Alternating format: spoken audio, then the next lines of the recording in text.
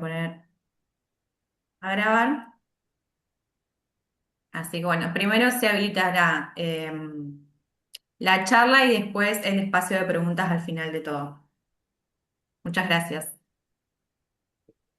Bueno, arranco entonces. Muchas gracias primero por la invitación, por proponer esta temática que coincido, es muy importante, sobre todo pensando en los impactos y en las consecuencias del cambio climático de nuestra matriz energética. Yo voy a compartir la presentación. Ustedes confírmenme si se ve bien. ¿Se ve? Sí. Bien. A ver si puedo. Ahí va. Ahí está maximizada la presentación. Bien. Sí, sí. Perfecto. Voy a sacar estas cosas que me molestan de acá. Bien.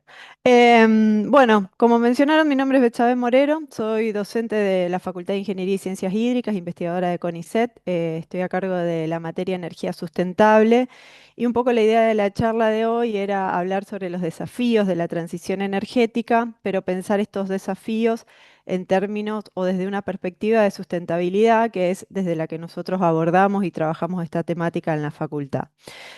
Para empezar, a mí siempre me gusta definir, bueno, qué es la energía, digamos, y quienes estudiamos carreras de ingeniería, solemos definirla como la capacidad de un cuerpo para realizar un trabajo, es como la definición más simple que tenemos sobre lo que es energía.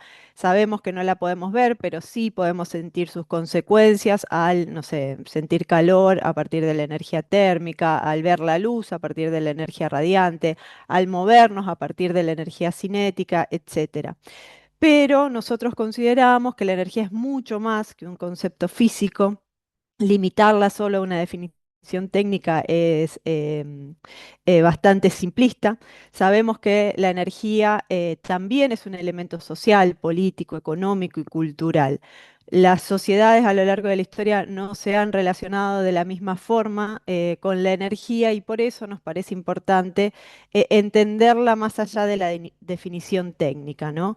De hecho, si analizamos la evolución en la historia de la humanidad que hace miles de años que vive en este planeta, no se relacionó de la misma forma con la energía a lo largo de la historia y de hecho a medida que existieron evoluciones a lo largo de la historia de la humanidad, el consumo de energía fue aumentando de manera proporcional, al menos hasta la revolución industrial, a partir del momento en el que el consumo de energía se disparó enormemente hasta llegar al estado avanzado industrial en el que nos encontramos hoy, donde el consumo de energía per cápita y total, digamos, de la humanidad, realmente, digamos, se disparó en términos desconocidos, ¿no? Si pensamos en los miles de años en los que existen la población humana, digamos, en el mundo y lo que es el consumo de energía de los últimos 200 años, ¿no? Entonces, por eso nosotros nos parece importante hacer hincapié en que digamos, la relación del ser humano con la energía es principalmente una relación cultural que está marcada por estas evoluciones que ha tenido el ser humano a lo largo de la historia. Cuando evaluamos cómo digamos, es esa matriz energética que ha aumentado exponencialmente desde el inicio de la revolución industrial hasta la actualidad, vemos que esa matriz energética está compuesta principalmente por fuentes fósiles, ¿no? Tanto carbón como petróleo como gas natural siguen siendo, digamos, las principales fuentes de generación de energía en la actualidad. Y lo que muchas veces vemos o pensamos es que en los últimos años hemos avanzado hacia una transición hacia fuentes renovables como la eólica, la solar, etcétera. Pero un poco a mí me gusta siempre mostrar este cuadro para desmentir un poco eso, de que hemos avanzado hacia una transición hacia fuentes renovables. Si bien es cierto que consumimos cada vez más energías renovables como la solar, la eólica, la biomasa, también es cierto que no hemos reducido el consumo de combustibles fósiles. Para que exista una verdadera transición hacia fuentes renovables, lo que deberíamos ver es que alguna de estas estas tres fuentes de generación de energía fósil tendría que empezar a reducirse y tendrían que empezar a aumentar las renovables. Bueno, eso no lo estamos viendo. Lo que hoy estamos viendo es que no solo aumenta el consumo de carbón, de petróleo y de gas natural, sino que además está aumentando el consumo de energía solar, de biomasa, eólica, etcétera. O sea, lo que estamos observando en realidad es una adición de fuentes renovables a la matriz energética fósil. Y eso no es una buena noticia porque en realidad, si queremos reducir el consumo de fósiles, deberíamos empezar a ver alguna meseta o achatamiento en estas tres curvas y lamentablemente todavía no la estamos viendo. Además, digamos, otra problemática bastante importante que tiene nuestra matriz energética a nivel global es que es muy desigual, ¿no? Lo que acá vemos es cuanto más rojo está pintado un país, mayor es el consumo de energía de ese país y cuanto más clarito, menor es energía per cápita, ¿no? Por habitante. Entonces, acá lo que vemos es que sin duda los países del norte global, que son los que acumulan las mayores riquezas económicas, son quienes más energía consumen, mientras que los países del sur global consumimos mucha menos energía. Entonces, sin duda los desafíos no solo están en relación a transicionar hacia otra fuente de generación de energía, sino que uno de los grandes desafíos también es cómo lograr que esa energía se distribuya mejor, llegue a mayor porcentaje de la población, que la gente pueda tener una calidad de vida adecuada en relación también al consumo de energía. Entonces, siempre lo que digo es, bueno, listo, este problema se solucionaría pintando todo el mapa de rojo oscuro y que toda la sociedad pueda consumir enormes cantidades de energía. Entonces, el desafío puede incluso hasta ser tecnológico y tenemos que generar más energía con nuevas fuentes y con nuevas tecnologías. Pero lo cierto es que eso no es una posibilidad.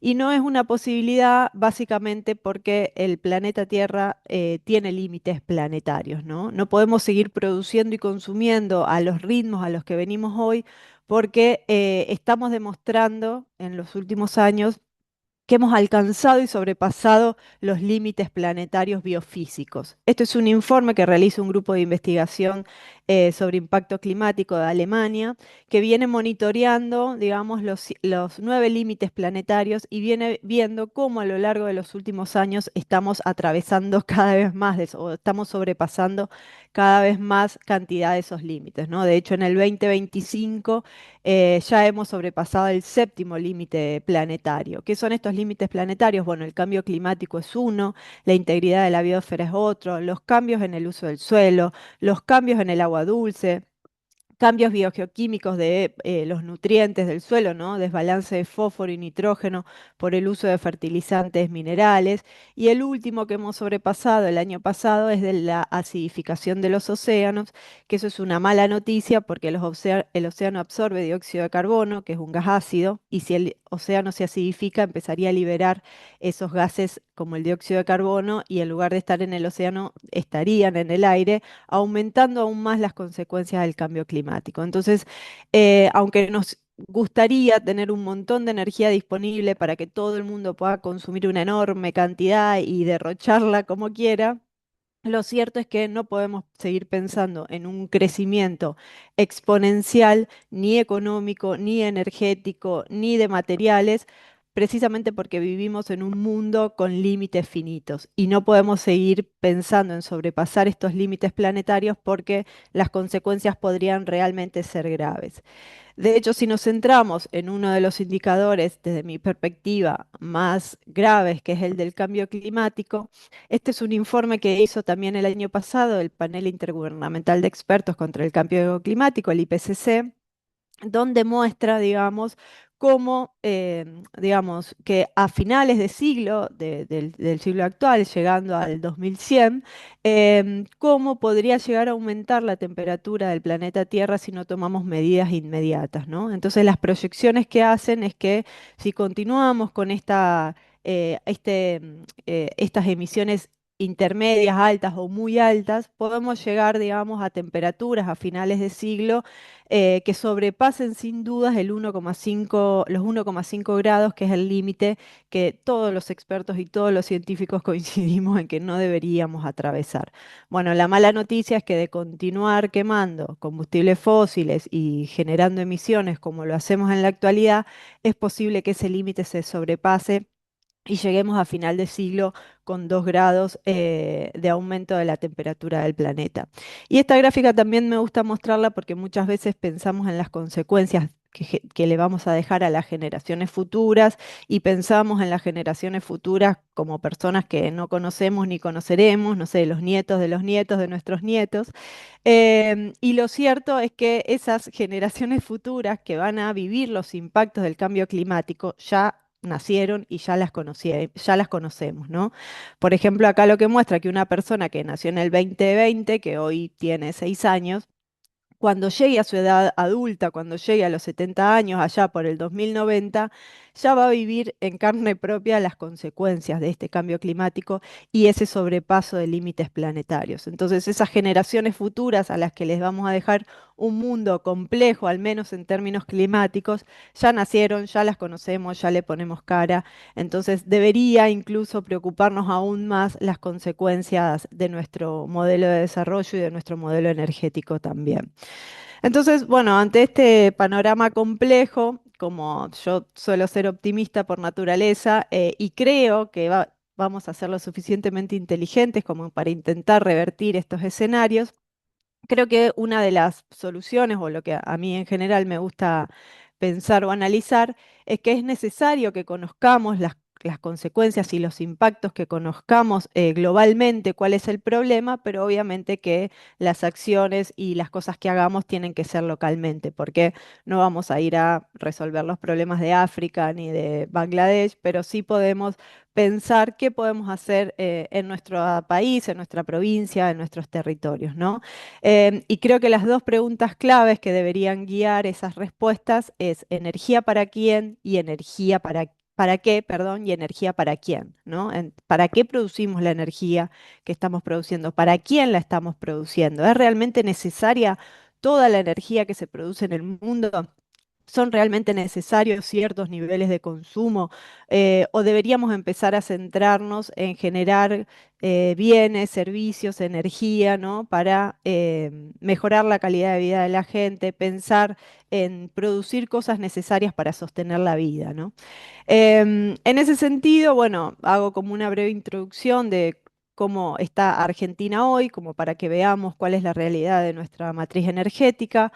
Hoy en Argentina aproximadamente el 85% de nuestra matriz energética depende de combustibles fósiles, siendo el gas natural el principal combustible fósil que usamos, luego el petróleo, ¿no? Algo de energía nuclear, hidráulica y otros primarios, que dentro de otros primarios están también las energías renovables. Em, Lamentablemente en nuestro país esta reducción, digamos, de combustibles fósiles no está sucediendo y no pareciera que fuera a suceder en el corto plazo. Y uno de los motivos por los cuales le cuesta tanto a Argentina desescalar en relación al uso de combustibles fósiles tiene que ver con nuestros recursos naturales y tiene que ver principalmente con el desarrollo de vaca muerta en los últimos años. Argentina a nivel mundial tiene la segunda reserva de gas no convencional luego de China. Y somos la cuarta reserva de petróleo no convencional luego de Rusia, Estados Unidos y China, ¿no? O sea, tenemos grandes cantidades de recursos no convencionales que en los últimos años lo que se ha observado es una explotación creciente de este recurso. Hasta el año 2012, 2013 se empezó a ver una reducción en la producción de gas y petróleo convencional como consecuencia de que las reservas convencionales empezaron a decaer y a partir de ese momento, que también está relacionado con la nacionalización de YPF, empieza a haber un fuerte desarrollo de gas y petróleo no convencional. De hecho, si vemos en la actualidad, bueno, este gráfico es hasta 2024, pero esto sigue creciendo hasta 2026, lo que observamos es que hoy en Argentina estamos produciendo más gas y petróleo no convencional que convencional. ¿Qué es el no convencional? Es la técnica de fracking, de fractura hidráulica, que no solo, digamos, sigue emitiendo incluso más gases de efecto invernadero que la tecnología convencional, sino que además los impactos ambientales a nivel local son mucho mayores como consecuencia de que hay que perforar mucho más que antes para obtener la misma cantidad de energía.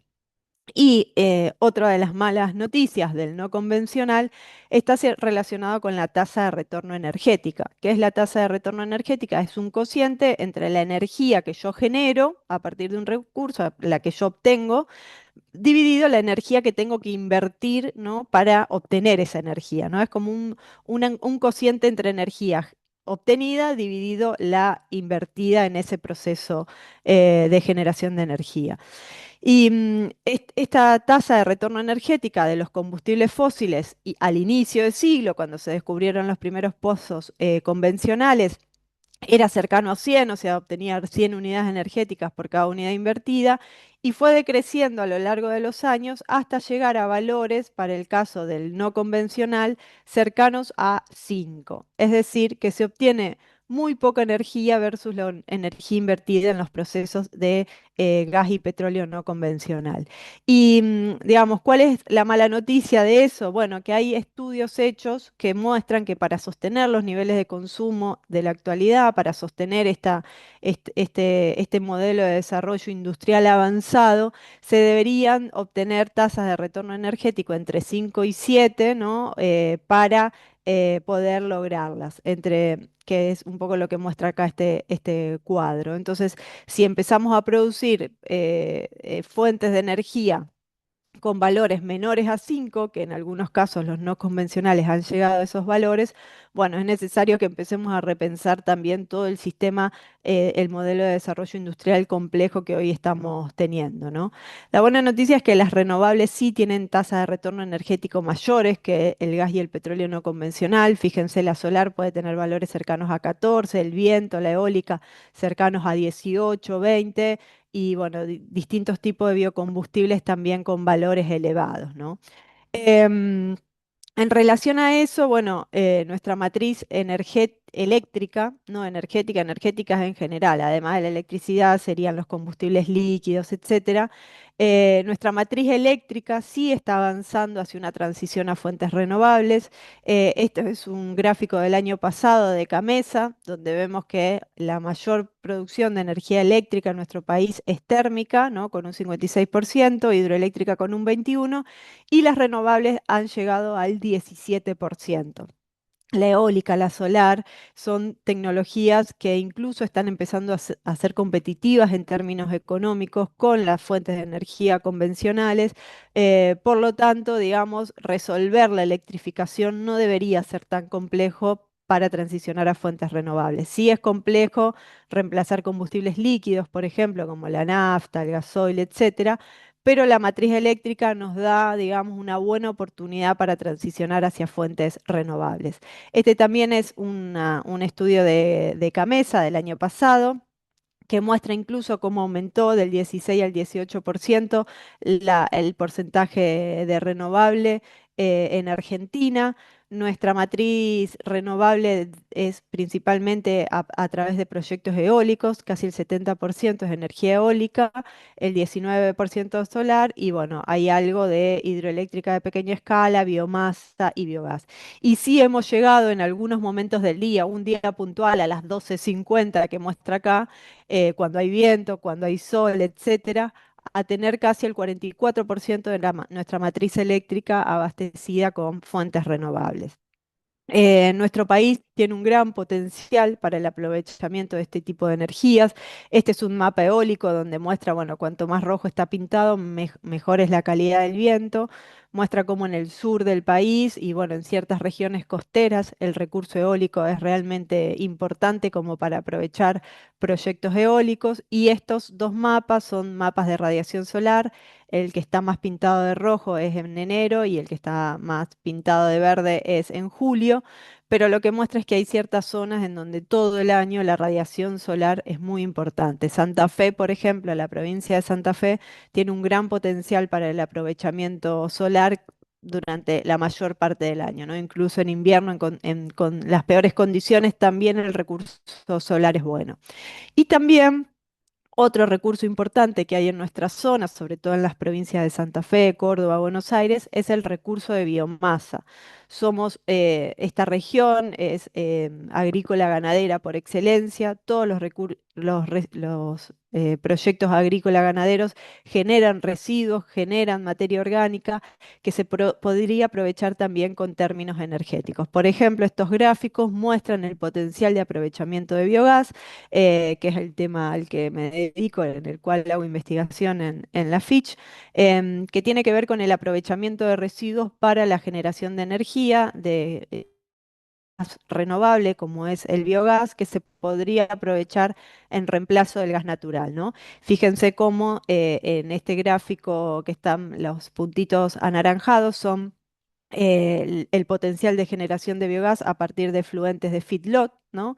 Estos puntitos verdes son a partir de efluentes porcinos y los puntos lilas a partir de efluentes de tambo. Es decir, que si aprovecháramos los residuos producidos en esos tres procesos ganaderos, podríamos aprovechar no solo tratar un pasivo ambiental, sino además generar un tipo de energía renovable. Lamentablemente no está tan desarrollada esta tecnología de biogás. Yo creo que tiene un enorme potencial para seguir creciendo. Creo que ahí hay que generar vinculaciones entre el Estado, la academia, el sector productivo y ver qué alternativas tenemos para que finalmente empiecen a despuntar los proyectos de biogás en esta región que realmente, como muestran estos gráficos, tiene un enorme potencial. Y lo último que quisiera decir en relación a las energías renovables es que si bien el viento, el sol, no sé, la tierra, la biomasa son recursos renovables, no son renovables los insumos que se necesitan para generar los equipos para aprovechar esa energía.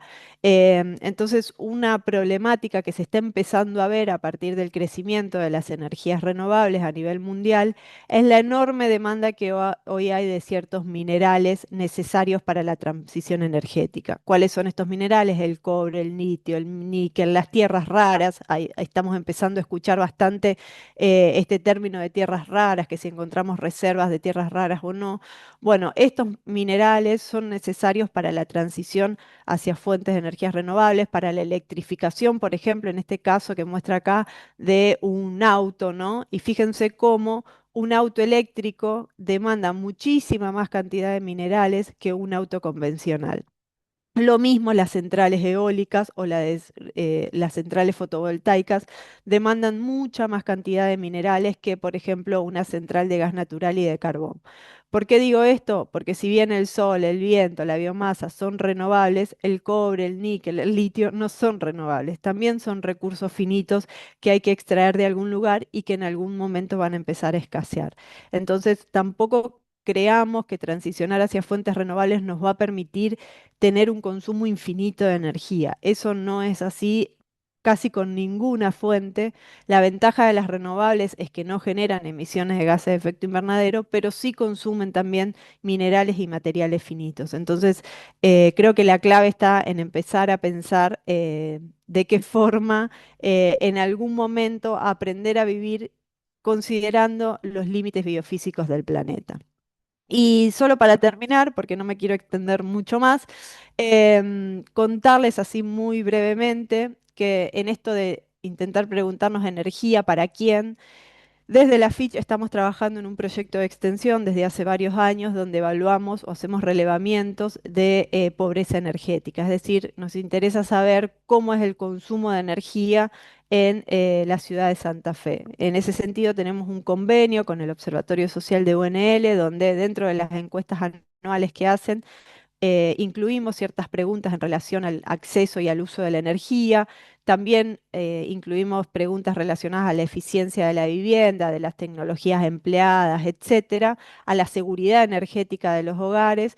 Y bueno, tenemos varios resultados desde el año 2018 que le estamos haciendo. A quien le interesa, de luego le puedo compartir las publicaciones que hemos hecho sobre este tema.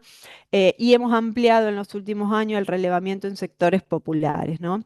En ciertos barrios de la ciudad de Santa Fe, donde el acceso a la energía es aún más escaso. Hemos incluido un relevamiento, unas encuestas a partir de estos proyectos de extensión para conocer la realidad de los sectores populares y lo que hemos visto, digamos, son, digamos, condiciones de acceso realmente muy precarias, ¿no? Con viviendas con una ineficiencia muy alta, con hogares que están en general enganchados al servicio eléctrico, con condiciones de seguridad en el uso tanto de la garrafa, porque no llega el gas natural, como de la electricidad bastante inseguras, con problemas para calefaccionar las viviendas, el 30% no calefacciona la vivienda con nada. También hay gente que ni siquiera tiene la capacidad de calefaccionar el agua caliente para bañarse con agua caliente.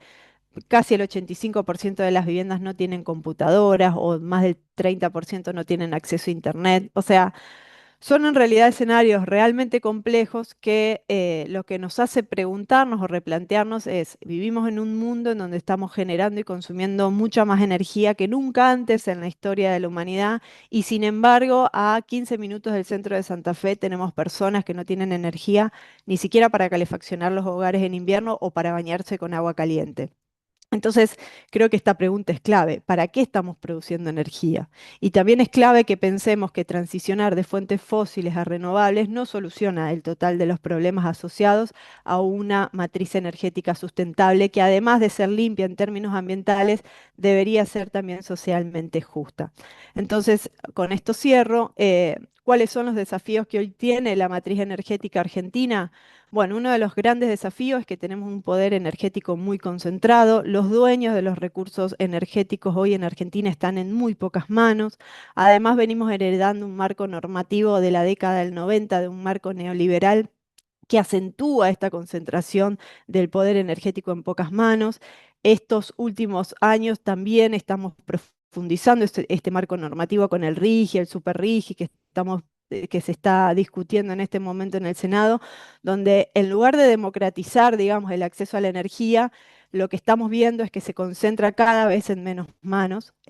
También tenemos desafíos en términos de infraestructura hacia otro modelo energético. Si queremos transicionar hacia fuentes eléctricas, deberíamos empezar a pensar, digamos, en otra infraestructura, deberíamos empezar a desescalar los fósiles, cosa que no está pasando con Vaca Muerta, pero en algún momento tenemos que dejar de quemar combustibles fósiles si realmente no queremos superar el umbral del 1,5 grados de temperatura del planeta.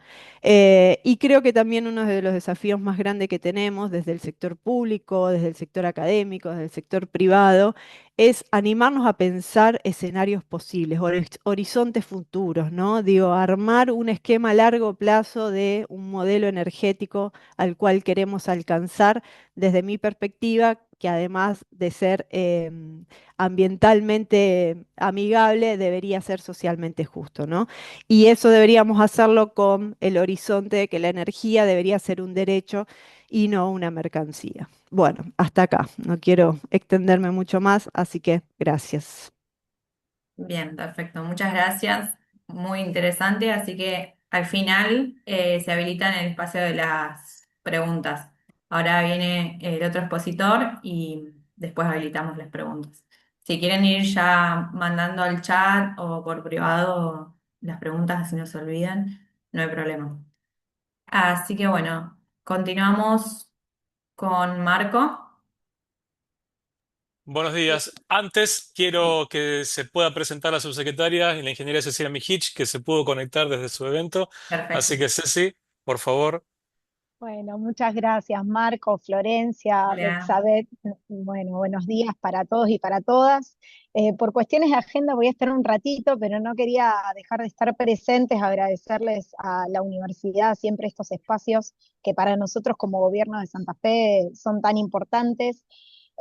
Acercar el saludo de nuestro ministro Gustavo Puccini, del Ministerio de Desarrollo Productivo, contarles que la Secretaría de Energía durante esta gestión, en cabeza de Maximiliano Puyaro, se encuentra dentro del Ministerio de Desarrollo Productivo con todos los condimentos vinculados a lo que el marco, el gran marco que nos hizo Betsabé al comienzo del desafío de la transición energética y el abastecimiento energético a cada uno de los rincones, en este caso de nuestra provincia y el foco puesto en la producción, en no dejar caer la producción, en entregarles cada vez mejores herramientas, en hacer que nuestras pymes y nuestros emprendimientos productivos sean competitivos. En este momento me encuentro muy próximo ahora a un encuentro, un evento con cooperativas eléctricas, y en este sentido quiero contarles que la provincia de Santa Fe hoy, en nuestro marco general, en nuestro sistema energético provincial, cuenta con distribuidoras de energía. Hoy la provincia de Santa Fe compra la energía, la demanda eléctrica y energética que se necesita a CAMESA, al Sistema Eléctrico Nacional, y distribuye esta energía a través de nuestra empresa provincial de la energía y de 60 cooperativas eléctricas que están ubicadas en distintos puntos de la provincia de Santa Fe. Cooperativas eléctricas que nacieron con la iniciativa de los gobiernos locales, que le cedieron esta posibilidad a las cooperativas, y en ese marco nuestro sistema es diverso, es integrado y también es cooperativo. Y nosotros, desde que comenzamos la gestión, nos hemos propuesto, sabiendo que el gobierno nacional tenía una visión respecto a la macroeconomía y puntualmente al sistema energético nacional totalmente diferente a lo que nosotros estábamos acostumbrados, que se iba a iniciar una política de quita de subsidios, de sinceramiento del costo de la tarifa, que como bien decía Betsabé, hay una apuesta muy fuerte a los combustibles fósiles de la mano de vaca muerta, y en ese marco o en ese sentido, quizás desde la provincia hacer ese contrapeso necesario en los tiempos que corren para iniciar y forzar una transición energética justa, económicamente favorable, y también que nos permita a todos y a todas acceder a otro tipo de recursos y a generar nuestra propia energía. Y en esto quiero contarles cuáles son nuestros pilares desde la Secretaría de Energía del Gobierno Provincial. Nosotros tenemos en esta necesidad de transición energética 3 pilares: uno que tiene que ver con las bioenergías y el potencial que tiene Santa Fe con el desarrollo de los biocombustibles. Hoy un tema muy complejo que está en discusión y en debate en la Cámara de Senadores, donde están queriendo modificar la ley de biocombustibles, y rápidamente, para que todos los que estamos presentes conozcamos la cuestión actual, hoy nuestros combustibles, particularmente de lo que nosotros producimos en Santa Fe, es el 80% del biodiesel de toda la República Argentina, biodiesel que se mezcla con el gasoil y que tiene lo que llamamos un corte de 7 puntos por encima de la mezcla. Es decir, si tengo 1 litro de gasoil, bueno, 0,7 estamos hablando que es biodiesel. En ese marco, lo que nosotros estamos planteando de la provincia de Santa Fe, que es necesario que el corte sea más alto para, por supuesto, tener mayores beneficios ambientales, pero también hoy en el escenario de guerra del costo del barril de petróleo, el costo de nuestros biocombustibles es competitivo, es decir, hoy el costo del biocombustible está por debajo del combustible fósil, y sabemos que quizás es una coyuntura, pero que también los tiempos modernos o lo que nos muestra el mundo es que cada vez hay más disputa por el combustible fósil, y que en eso Santa Fe tiene una gran oportunidad porque produce a partir de fuentes propias del aceite de soja. Entonces, el tema de las bioenergías y el potencial que hay de aprovechamiento de biomasa, de residuos y un montón de cuestiones que Santa Fe puede liderar a nivel nacional, para nosotros son una prioridad. El segundo eje, y no menos importante, son los temas de eficiencia energética.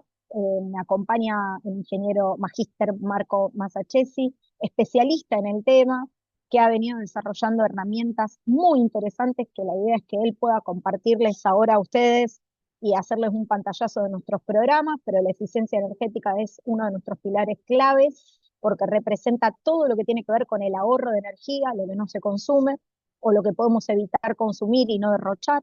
Y el tercer eje son las energías renovables, y acá una política del gobierno provincial de la mano de Prosumidores, que es el programa estrella, por decirlo de alguna manera, nuestro, donde nosotros le acercamos al usuario, cualquier perfil de usuario, herramientas para que inviertan, para que tengan sus propios sistemas de generación de energía a partir de fuentes solar, fotovoltaica y térmica, y también el desarrollo de proveedores del sistema científico y profesional de nuestra provincia. Las universidades son claves, tenemos universidades muy fuertes en el tema, y nosotros desde el gobierno de Santa Fe apuntalamos también con formación y con capacitación en todo el territorio.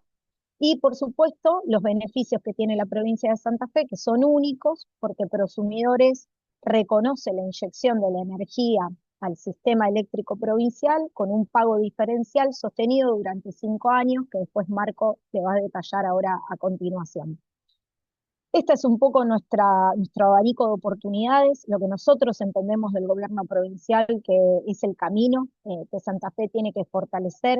La escuchaba Betsabel hablar el tema legislativo. Nosotros en materia legislativa somos una de las provincias pioneras y probablemente la que dio el puntal con muchos de estos temas que fui describiendo, que seguramente Marco después les va a mostrar el marco normativo que tenemos en Santa Fe y todos los desafíos con los que estamos trabajando.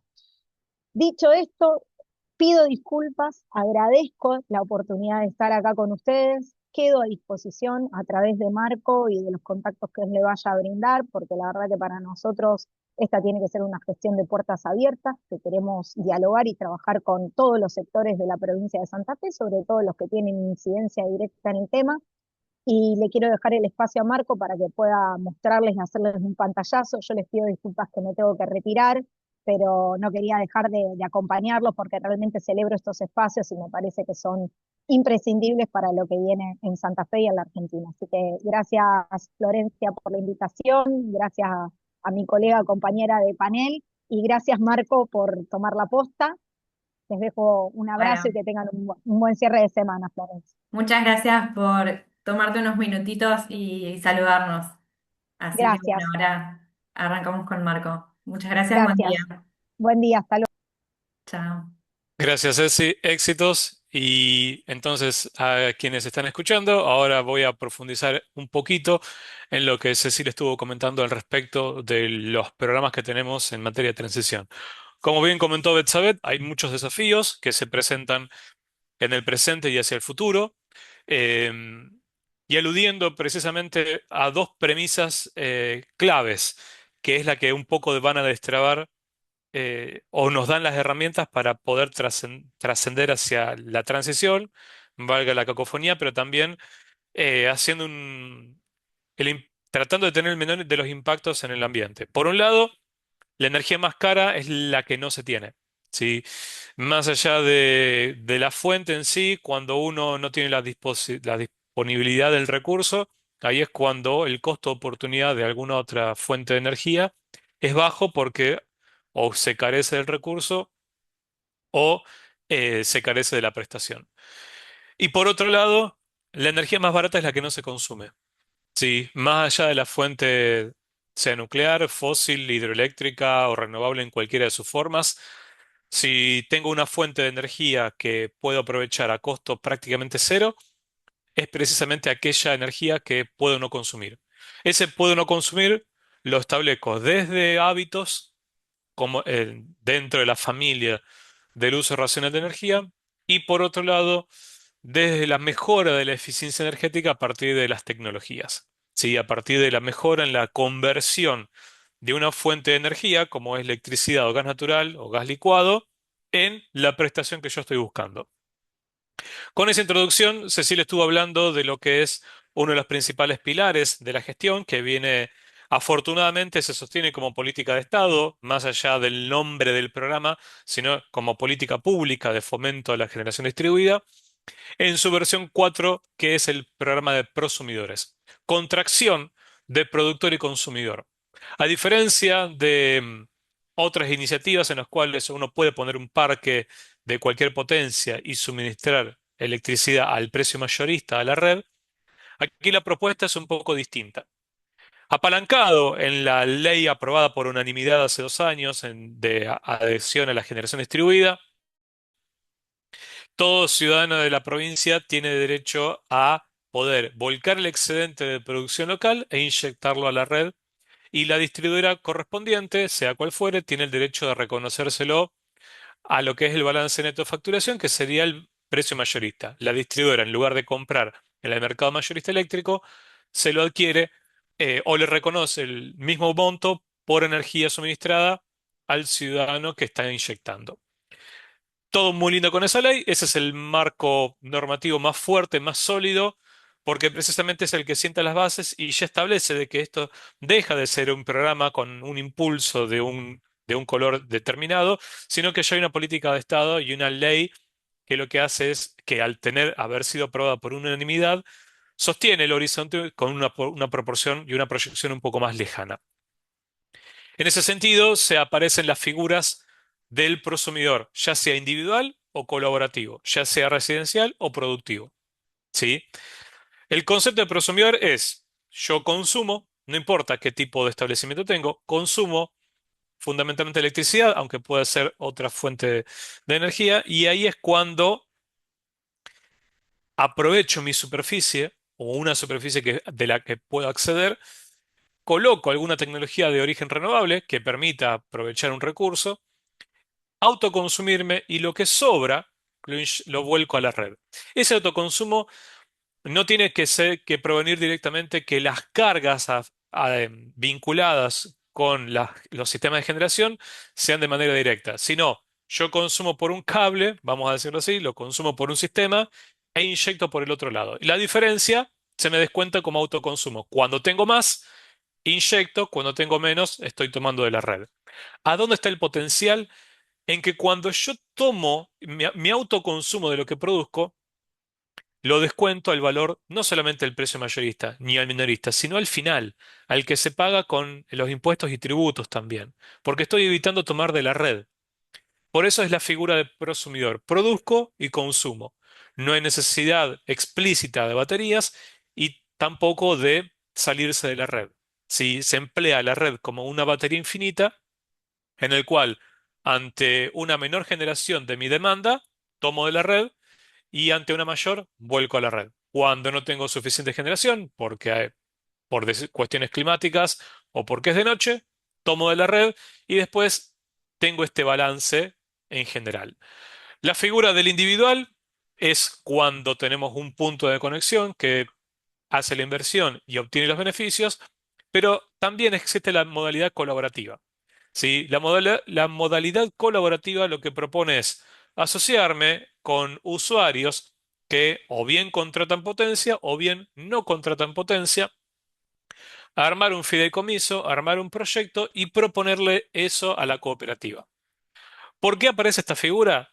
Porque el concepto de prosumidor significa, o está en la ley, que yo no puedo proponer una potencia que signifique una generación superior a mi consumo en el último año. ¿Por qué? Porque no es un modelo de negocio que busque una venta, sino un reconocimiento por excedentes. Bajo esta diferencia semántica, se establece esta figura de prosumidor porque lo que se busca es que la persona pueda proveerse lo más posible a su consumo. De esa manera, como tengo la limitante de que no puedo producir más de lo que consumo, tal vez puedo llegar a tener mayor superficie. Entonces, la figura colaborativa lo que hace es reunir asociados, sumar los consumos de todos esos asociados y proponer a la distribuidora un proyecto más grande, en el cual los beneficios después se distribuyen con los asociados, pero el punto de conexión es uno solo. ¿Sí? Son esas dos figuras. Esta información sé que puede ser de bastante contenido técnico. Se la vamos a acercar a Florencia para que la pueda compartir con los interesados. Tiene estas particularidades. Si lo que se busca es promover la producción de electricidad fundamentalmente para autoconsumo. Si sobra, lo vuelco a la red. ¿A qué precio? Bueno, acá justamente desglosamos esos beneficios. Por un lado, el mayor de los bonos, de los premios que tiene a aprovechar este programa es poder descontar de la factura al valor final justamente mediante el autoconsumo. Si yo estoy produciendo 100 y demando 120 de la red, entonces yo solamente mi factura va a venir en la parte que se toma de la red esos 20, mientras que los otros 100 son evitados de tomar de la red. Eso significa de que descuento al valor final, no solamente al precio mayorista o minorista. Si en un determinado momento del día y a lo largo del mes o del bimestre yo tengo excedentes que puedo volcar, entonces la distribuidora los tiene que poder absorber. Esa absorción significa de reconocerlos al valor del precio mayorista. ¿Sí? Siendo una empresa pública, no puede decidir comprar más caro que lo que compra en el mercado mayorista. Entonces, en función de de los tipos de tarifas, tenemos estos montos. Por un lado, los usuarios residenciales, por otro lado, los usuarios industriales y comerciales que no tienen, que no están en la parte residencial, y contratan potencia, y después las grandes demandas, que son las que tienen contratos mucho mayores, ¿sí? En los cuales ya sí también se compra potencia. Ahora bien, sabemos que este es el precio mayorista. Lo que decía Ceci es un adicional que ocurre durante 5 años. Si uno quiere ingresar al programa Prosumidores, ya sea que no ingrese el programa como tal, los otros dos beneficios los tengo siempre. Por ley me tienen que reconocer el sobrante, y el sobrante ocurre después de hacer la diferencia entre lo generado y lo consumido.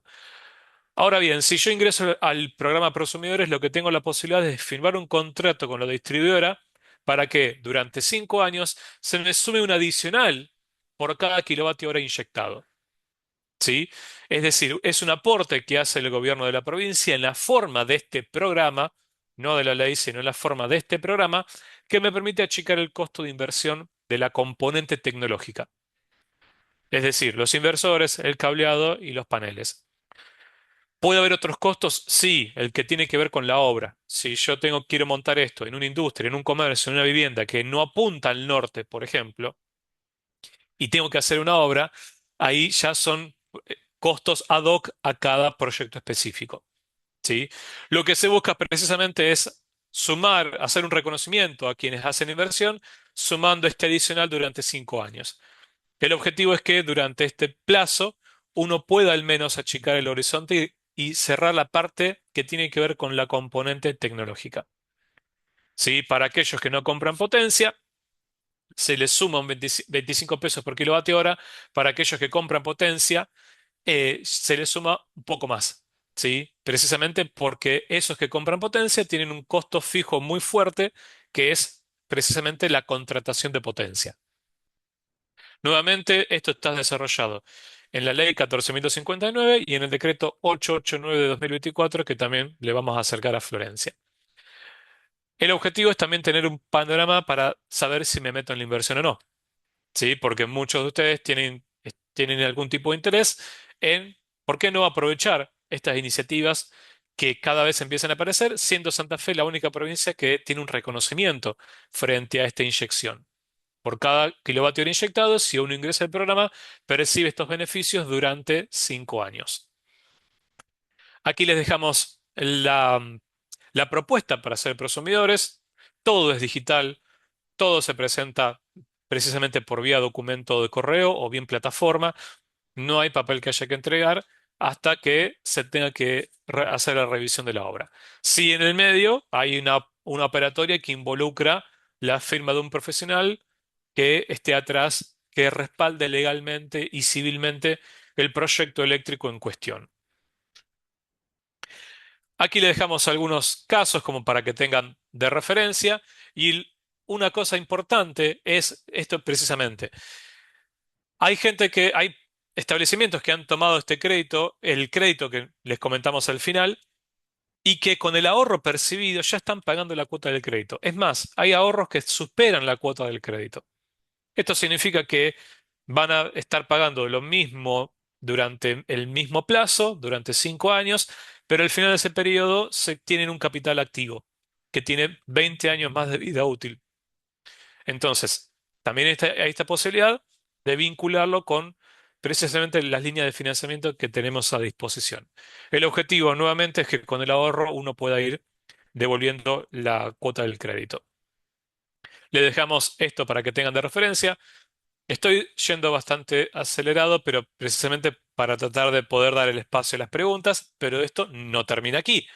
Sí, porque si me permiten 5 minutos, les comento las cosas que tenemos en eficiencia energética, que si bien acá dice industrial, porque es lo que tiene la presentación, tenemos múltiples dimensiones. Por un lado, tenemos lo que es eficiencia energética en el sector residencial, en la forma de lo que es el etiquetado energético de viviendas. La posibilidad de que cada santafesino pueda etiquetar su vivienda como si etiqueta un electrodoméstico basado en 4 usos primarios de energía. calefacción en invierno, refrigeración en verano, agua caliente sanitaria e iluminación. Empleando esos cuatro usos, uno puede etiquetar su vivienda y percibir beneficios tales como que en función de la escala de eficiencia energética resultante, yo puedo descontar 5 puntos de mejora por cada una. Si tengo clase F, descuento 5 puntos del API. Si tengo clase E, descuento 10, así hasta llegar a la clase A, que descuento 30 puntos. Pero el principal driver de todo esto va a ser el propio ahorro energético y la mejora o la externalidad positiva de estar habitando un lugar que ofrece buenas condiciones de habitabilidad. Que también ese es un aspecto fundamental. Vinculando con lo que veníamos conversando con Betsabé, hay una deuda que tiene precisamente todos los estamentos del Estado en ofrecer viviendas de confort, pero también eficientes. Dentro de esta ley de etiquetado, que Santa Fe es la primera provincia que dispone de una ley desde hace 6 años y medio, hay un artículo precisamente que tiene que ver con las viviendas sociales. Ya actualmente las viviendas sociales están pudiendo precisamente clasificar mejor dicho, están teniendo que realizar los pliegos con una clase mínima de eficiencia, precisamente porque el objetivo es atender ese aspecto, ¿sí? Y que el Estado pueda ofrecer soluciones eficientes y confortables para la ciudadanía. Después tenemos distintos trabajos que venimos haciendo en el sector público, tomando un financiamiento francés para mejorar la eficiencia energética de hospitales, escuelas y aeropuertos, un trabajo que venimos haciendo con las cooperativas de agua y también con los puertos y logística, ¿sí? Y ahora sí engancho esto que veníamos hablando con la presentación. Lo que dije recién no estaba puesto porque la idea era comentarlo un poco brevemente. Dentro de lo que es eficiencia energética en el sector industrial, tenemos distintas herramientas. Una de ellas es la posibilidad de llevar adelante informes energéticos en industrias y comercios mediante un dispositivo, una calculadora, sin cargo para el ciudadano, que puede generar reportes en 5 minutos. ¿Sí? Que puede generar tres tipos de reportes, uno de baja complejidad, uno de media y uno de alta, en la forma de justamente una calculadora de listas desplegables que permite ir eligiendo y me va acercando comparativas de consumos versus temperatura, me va acercando recomendaciones y potencial de ahorro. ¿Sí? Como se ve en esta diapositiva. Es un desarrollo que se hizo desde la subsecretaría que lidera Ceci, en donde mediante poca información, sin compromiso fiscal, sin ser declaración jurada, solamente datos técnicos, uno puede tener un informe de 3, 4, 5 páginas con lo más sintético y concreto asociado con su establecimiento, ya sea para pequeños comercios como grandes industrias. Uno puede elegir cualquier tipo de reporte y puede realizar ese reporte las veces que sea necesario, sobre todo a modo comparativo. Lo único que se requiere es la identificación ciudadana. ¿Sí? Ese es un poco el espíritu de esta herramienta. Solamente requiere la identificación ciudadana. No solamente del propio establecimiento. Yo puedo ofrecer como agente de servicio o profesional el asesoramiento a múltiples lugares. Y en mi perfil de usuario puedo tener distintos tipos de reportes de distintos tipos de establecimientos de distintas magnitudes. Y ahí se vincula todo esto con los otros programas. Porque si uno quiere hacer el reporte más complejo, lo puede hacer, pero también puedo convocar a profesionales. Este es un poco lo que me acerca el reporte de dos. Una distribución de los consumos de energía en función de los usos y el potencial de ahorro que uno puede percibir mediante cosas muy concretas. ¿Sí? Tratando de que sea lo más cotidiano y lo más sencillo posible y sin pedir cambiar todo el equipamiento y comprar clase A. Eso es lo último que se propone. ¿Sí? Lo último, precisamente porque la energía más barata es la que no se consume. La tecnología no garantiza mejora del desempeño energético, sino va acompañado también del uso racional de energía. Estos profesionales que pueden llegar a hacer el reporte más complejo o no, son profesionales que venimos formando desde 2017 en la forma de gestores energéticos para la industria. Ingenieros matriculados con ciertas disciplinas que hacen un curso cuyo todo contenido está alojado en la web de Santa Fe, son 1500 diapositivas y en un listado de profesionales que uno puede contactar para llevar adelante los diagnósticos, que vendría a ser el reporte más complejo y otro tipo de mejoras. Algunos casos, como empresas que han aplicado estos programas, están percibiendo ahorros entre el 30 y el 40% o no menos del 20% y que han accedido a los créditos. ¿Sí? Créditos que los presento en la próxima diapositiva, se los prometo. También tenemos bastante contenido técnico desarrollado en la forma de tableros y biblioteca digital. Si uno lo quiere explorar, tiene la posibilidad de descargarse todo ese contenido disponible en la web. Y en lo que es línea de financiamiento, tenemos una serie de principales. Por un lado, tenemos, que aquí está desactualizado, la línea del CFI, ¿sí? En el cual tenemos 12 meses de gracia. Después, una tasa fija en los 2 primeros años de aproximadamente 20 puntos y después Tamar desde el tercer año en adelante y sirve para justamente energías renovables y eficiencia energética.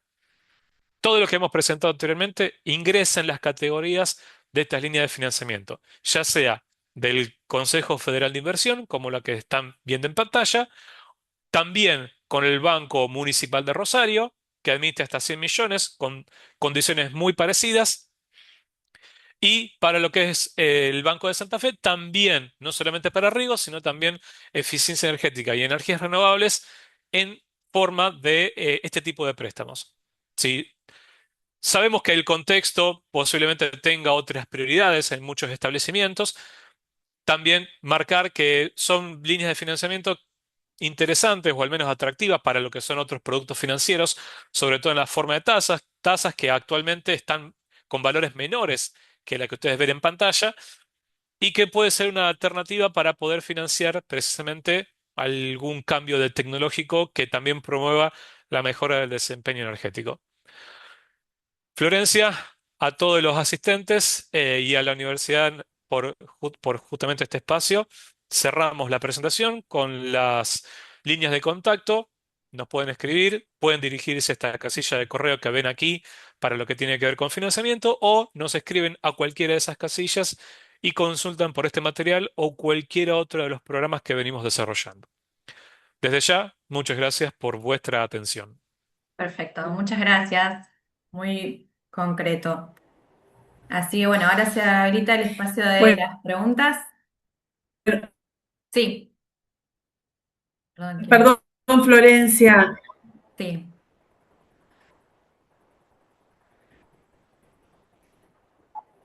antes y bueno, y tu gestión para realizar esta charla, la verdad que particularmente que no soy del área, muy, muy interesante, muy claro y, y didáctico, al menos para mí. Así que agradecerle a los dos de parte de la Secretaría de Extensión de la Facultad de Bioquímica y Ciencias Biológicas. Bueno, perfecto, muchas gracias. Sí, porque todo el mes del ambiente fue coordinado por la Secretaría de Extensión, así que también volvemos a agradecer a Sandra, de toda la Secretaría, eh, por ayudarnos a hacer esta actividad y, bueno, otras actividades que se estuvieron desarrollando en todo el mes de junio. Bien. Eh, ¿Alguna Buen día, pregunta, alguna duda? ¿puedo hacer una consulta? Hola, Bueno, Alejandro. ¿cómo está Florencia? Bueno, buen día. Primero felicitarlos a los expositores porque la verdad que el enfoque que Betsabé dio, ¿no es cierto?, al tema muy bueno y muy didácticos los dos para explicar. Y felicitaciones también a la gestión, ¿no es cierto?, por impulsar este tipo de actividades que nos merecemos este, a diario prácticamente y no solamente porque sea la conmemoración del mes, ¿no? Em, Como decía Betsabé, el tema este es un problema cultural que hay que trabajarlo mucho, ¿no? Porque de nada sirve impulsar los cambios en los perfiles de patrones de la energía si después lo vemos acá cotidiano en la facultad, ¿no es cierto? Las luces permanentemente prendidas, o sea que hay poco compromiso para remediar las cosas. Quería preguntarle a Marco si está, ¿no es cierto?, a su alcance. eh, el tema del biogás, ¿no es cierto?, que se produce y que se derrocha, porque veíamos algunos mapas en la presentación de Betsabé, ¿no es cierto?, con los feedlot, con los tambos y demás, pero hay también cada vez más, ¿no es cierto?, producción de desechos de la fauna humana a través de lo que son los basurales, que por ley, ¿no es cierto?, ya han dejado de ser a cielo abierto y se empezaron a trabajar con los rellenos sanitarios. Y esos rellenos, ¿no es cierto?, generan biometano, que es un problema porque es un gas de efecto invernadero peor que el dióxido de carbono que se produce de la combustión del petróleo. Em, y sin embargo, acá es como que no se aprovecha, ¿no es cierto?, ese tipo de combustible para volcarlo a la red, por ejemplo, a través de una ley de prosumidores. Lo mismo lo que son de las excretas, ¿no es cierto? Qué sé yo, la ciudad de Santa Fe vuelca directamente los efluentes hacia los cursos de agua porque se diluye y no hay un aprovechamiento para generar de ahí no solo biogás, sino otros recursos como abonos que pueden ser muy útiles también. Hay políticas, hay partes de leyes que apoyan este tipo de emprendimiento, hay préstamos que les dan a las empresas. Hace poco salió un mapa, ¿no es cierto?, satelital preocupante sobre el metano generado en provincia de Buenos Aires como uno de los mayores del mundo. Y quizás si en Santa Fe no se hace algo para corregir al respecto, si se los ayuda para invertir, ¿no es cierto?, en los que son los rellenos sanitarios, en breve empecemos a pintar el mapa también con esos colores rojos. Quería saber si eso se está trabajando también, ¿no es cierto?, en las leyes, viendo, ¿no es cierto?, que la generación de energía por calor y de biomasa está contemplado, pero no se ve concretamente aplicado en los que son rellenos sanitarios o aguas santafesinas con lo que son plantas de tratamiento de efluentes. No sé, Marco, si... Bien, sí, interesante pregunta, Ale. Desafiante. Hay mucho, en ese aspecto hay mucho relacionado con el Ministerio de Ambiente y Cambio Climático, con quien tenemos un buen trato. Por un lado, hay en carpeta todavía sin salir una propuesta de un programa de bioenergías en general que contemplaría precisamente todo lo que es biomasa, biogás o biocombustibles de origen renovable, incluyendo biometano. Por otro lado, estamos desarrollando documentos de transición que pongan el peso en lo obligatorio para hacer el tratamiento de efluentes, apalancándonos en la ley 11.717. Y también que sí, las líneas de financiamiento permiten la financiación de sistemas de biomasa. ¿Sí? La diferencia es primero que Prosumidores no restringe a que sean solamente paneles, solo que en los órdenes de magnitud, la propuesta de producción de electricidad mediante paneles solares es la que menor costo de inversión tiene. Por otro lado, quiero decir, con lo cual permite también la inyección de electricidad de origen de biomasa. La diferencia con el financiamiento o con los costos de inversión es que los sistemas de biodigestión son mucho más costosos por la necesidad de tratamiento de efluente como primario y como secundario la producción de energía. ¿Sí? Es por eso que se está trabajando en justamente más herramientas, y no solamente expandir las líneas de financiamiento. También tener presente que hasta hace unos meses las líneas de financiamiento eran de 200 millones de pesos y actualmente se hace más. Se están expandiendo porque hay una necesidad a nivel mundial, a nivel regional, a nivel compromiso con la región y con el Acuerdo Climático de París de finanzas sostenibles, de disponer de financiamiento para tratamiento de múltiples recursos. ¿Sí? Por eso de a poco también la banca tradicional es la que está poniendo a disposición. Solo que falta vincular la componente bancaria con la componente tecnológica y de residuos para justamente mostrar ese orden de magnitud y que puedan ser financiados. Dependiendo de la infraestructura necesaria, sabemos que puede escalar hasta varios cientos de miles de dólares la inversión, a diferencia de algo renovable. Sí, de renovable por fotovoltaico me refiero. Pero ahí apuntamos justamente a tratar de ir por el lado de eficiencia y empezar a tener proyectos pilotos, una muestra, que después nos den insumos para armar este programa de bioenergía que estamos construyendo. Eso es Eh, en lo que te puedo acercar al momento. A mí me gustaría responder también a la pregunta de Alejandro, que te agradezco enormemente esa pregunta porque yo de hecho tenía la misma duda que vos. Sobre todo, bueno, nosotros trabajamos en la FICH el tema biogás específicamente, tenemos un laboratorio, estamos trabajando con el sector privado, intercambiando conocimientos con empresas y demás. Y de hecho, esta pregunta que hiciste vos de manera muy similar fue una que formulé hace un par de semanas en una mesa de transición energética que organizó la provincia de Santa Fe, bueno, donde también estuvieron presentes Cecilia y Marcos. Y de hecho me quedé charlando post reunión con Camila, que creo que la veo ahí conectada, sobre esto, digamos, por qué el programa Prosumidores es tan exitoso en términos solar, eólico, sabemos que los vientos no son de los mejores en nuestra provincia, entonces entendemos que el solar hoy sea el que más cierra en términos de inversión, pero bueno, es un desafío enorme que el programa Prosumidores, digamos, o la vuelta que le quieran dar con este nuevo programa de bioenergía, que de verdad me pone muy contenta que lo estén pensando y analizando. De paso aprovecho para pedirles que nos sienten al sector académico también en la mesa de discusión para pensar este programa, porque creo que habría mucho por aportar y esta interacción académico-pública es fundamental para que estos programas tengan éxito. Así que de nuestra parte nos encantaría estar sentados en la mesa para discutir este programa. Pero digo, bueno, ¿cuáles son los desafíos que hoy tiene el sector de biogás en Santa Fe, ¿no? Me parece que pensar en un diagnóstico, porque digo, bueno, bioenergía está la parte de biocombustibles que medianamente está resuelta. De hecho, Cecilia hoy comentaba el enorme potencial que hay en nuestra provincia para la producción de biocombustibles, pero yo tengo esa sensación de que el biogás todavía tiene mucho potencial, pero le falta despuntar un poco. Entonces creo que ahí es fundamental pensar en un diagnóstico. Bueno, ¿cuál es la problemática? ¿Es tecnológica? ¿Es económica? No sé, hay ciertos, por ejemplo, Cami me decía, bueno, que un pequeño tambo tenga un generador eléctrico es muy costoso. O sea, pensemos que los generadores para convertir el biogás en energía eléctrica, inyectarlo a la red, además purificarlo, es un costo que, no sé, pienso en un pequeño productor, en un tambo, en un establecimiento porcino, son quizá costos que no podría afrontar. Bueno, ¿qué otra alternativa hay? A lo mejor hay procesos de generación de calor, donde simplemente quememos el biogás y lo podamos usar, o donde a lo mejor podamos juntar distintos tambos o distintos establecimientos porcinos y pensar en un único sistema centralizado, donde ahí quizá los números cierren.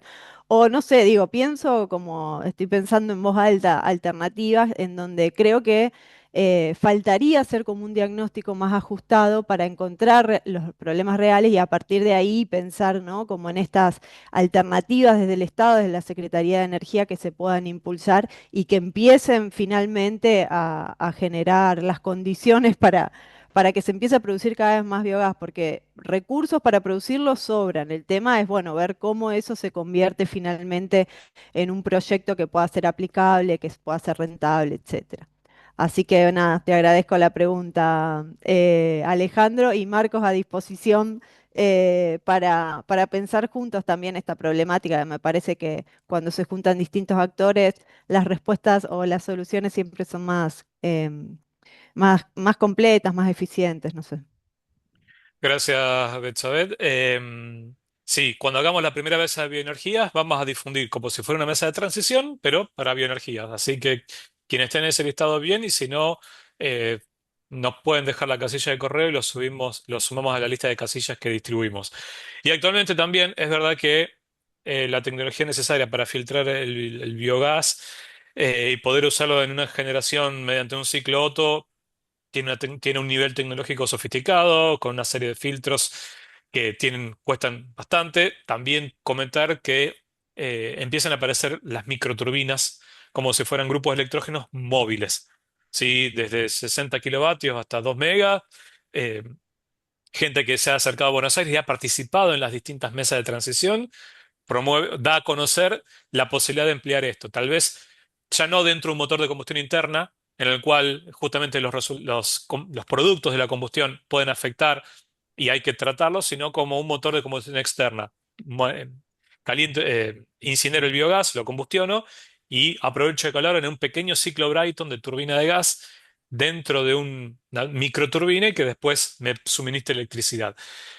Eso, junto con el desarrollo de los gasoductos que está haciendo Enerfe, que es una empresa mixta dentro de la Secretaría de Energía, empezamos a ver que hay distintas iniciativas y hay que seguir por este camino. Al menos así como lo planteamos, por eso estamos con el desarrollo de estos documentos de transición que buscamos que tengan un peso político superior. Eso al momento lo que podemos decir justamente antes de poder contactarlos para una mesa. Pero sí lo tengo agendado para tratar con Cecilia de poder armar la mesa, la primera vez a Bioenergías en el transcurso de las próximas semanas. Gracias, por la apreciación. Florencia, te devuelvo el micrófono. Bien. Sí, hay una consulta para Betsabé sobre si hay investigaciones o actividades en el marco de hidrógeno verde, que es lo que se está escuchando bastante últimamente. Hay en la Facultad de Ingeniería Química, hay un grupo de investigación que está trabajando en hidrógeno verde. Está Laura Cornaglia, que es la referente de la UNL en ese tema. Yo no soy especialista, pero si hay interés, seguramente Laura les pueda responder esas consultas. Y la facultad que se dedica a ese tema de investigación puntualmente es la Facultad de Ingeniería Química. Bien. Después, no, bueno, hay otra pregunta que ya lo estuvieron hablando sobre feedlot y biogás, sobre, bueno, convenios o actividades que se estén realizando desde la facultad o, bueno, lo mencionaron también. Ujú. Nosotros estamos trabajando, sí, con distintas empresas, trabajamos con FRIAR en este momento, estamos evaluando generación de distintas corrientes, línea roja y verde de la industria frigorífica. También estamos trabajando con empresas que hacen tratamiento de residuos agroindustriales como Solam, que está cerca de Rosario, también evaluando los efluentes de esa industria, que son complejos porque reciben efluentes de distintas industrias, entonces nunca se sabe muy bien cómo va a responder el reactor, pero bueno, la verdad es que ellos lo vienen llevando muy bien desde hace muchos años y estamos trabajando en mejorar eso.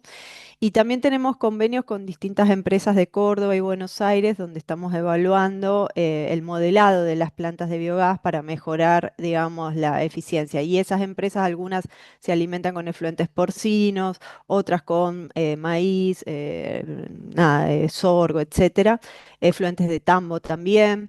Entonces ahí lo que estamos viendo es trabajando en el modelado matemático con intenciones a futuro de ver cómo la IA nos puede ayudar en optimizar y mejorar, la IA me refiero a la inteligencia artificial, en optimizar y mejorar el funcionamiento de las plantas de biogás a partir de datos históricos que las empresas tienen y que muchas veces tienen almacenados sin conocer demasiado la información que hay ahí en sus computadoras. Entonces, un poco nosotros lo que ahora estamos haciendo es intentar, digamos, con esos datos, generar modelos que nos ayuden a entender mejor el proceso y ver de qué forma hacerlo más eficientes, ¿no? Que es un poco el objetivo final de las plantas. Así que eso es un poco las líneas de investigación en las que venimos trabajando.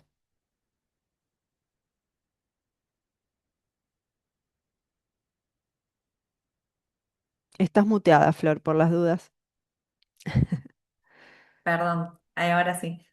Hay una pregunta más para Marco sobre si hay capacitaciones o seguimientos sobre el uso eficiente de los equipos, de prosumidores. En breve, estamos finalizando con la agenda de los cursos en el marco del programa Impulsa, el programa de formación y capacitación que tiene el Ministerio de Desarrollo Productivo.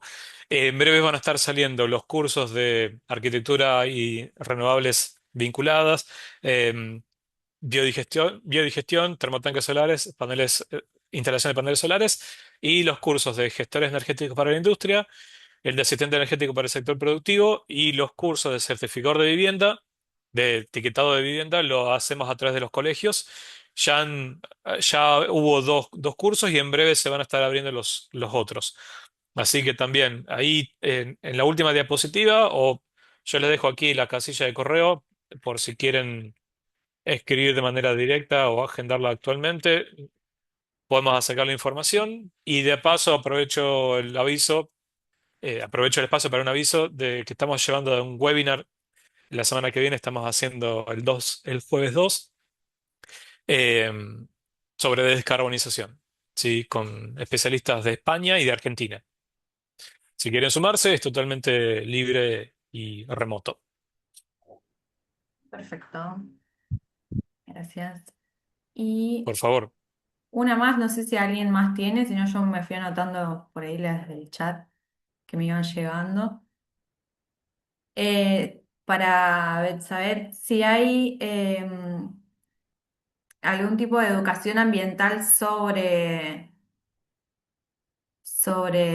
conciencia energética o eficiencia energética, algo de eso.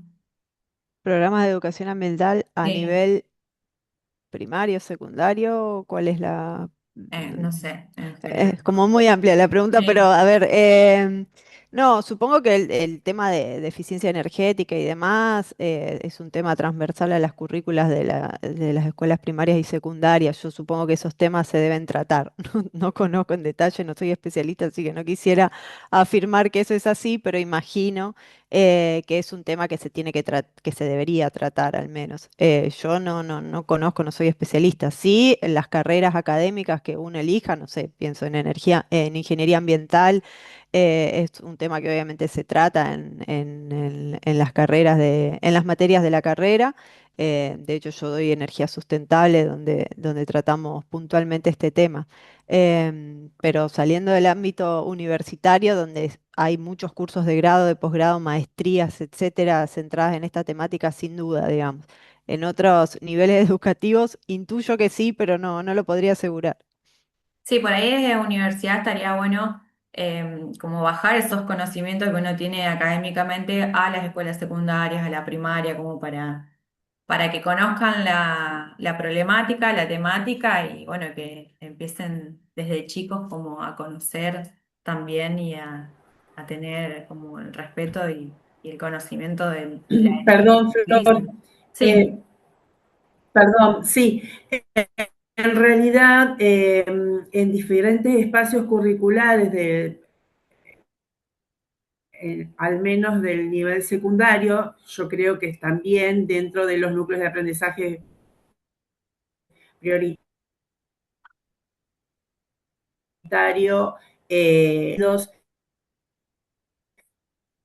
se ven en diferentes asignaturas, pero también en un programa que se llama Comunidades de Aprendizaje. Esto, uno es sustentabilidad.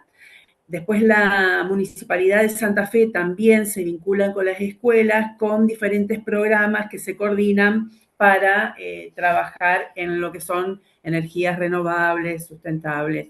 Así que sí, digamos, los espacios están y está dentro de la currícula. Ah, mirá. Bueno, bien. Bien, genial. Bien, ¿alguna duda, alguna consulta? ¿Alguien más? No, yo solamente comentar, o mejor dicho, todo lo que es la formación, o bien en energías renovables o bien en eficiencia energética, eh, tienen las bases en tres o cuatro disciplinas científicas: la termodinámica, la transmisión de calor, la mecánica de los fluidos y la electrotecnia. Esas son las bases para cualquier tipo de trabajo. Después, si uno se quiere volcar para ese lado o no, creo que también no, son nombres modernos a materias que tienen 200 años formalizadas en términos de los principios y de sus leyes. Y creo que también ahí, siendo docente, como responsables en la docencia, hacer ese vínculo, como que no es algo nuevo que aparece ahora porque hay financiamiento en los últimos 15 años o el Acuerdo de París. Esto estuvo siempre, solo que a veces se lo metía dentro de lo que es mantenimiento o era un ámbito muy de lo que es electricista. Y ahora empieza a ser transversal porque aparecen modelos de negocio distintos, formación, la transición, el financiamiento, y proyectos que antiguamente eran solamente de inversión productiva, ahora aparecen de proyectos de inversión en vectores energéticos.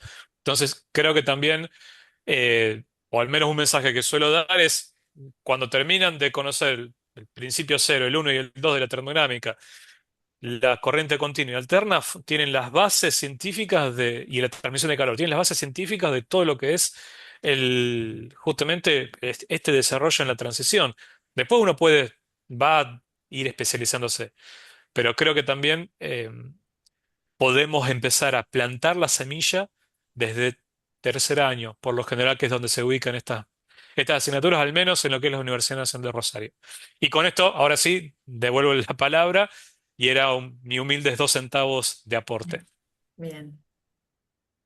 Sí, vieron que es transversal a lo que son las ingenierías, el saneamiento ambiental en este caso, salud ambiental.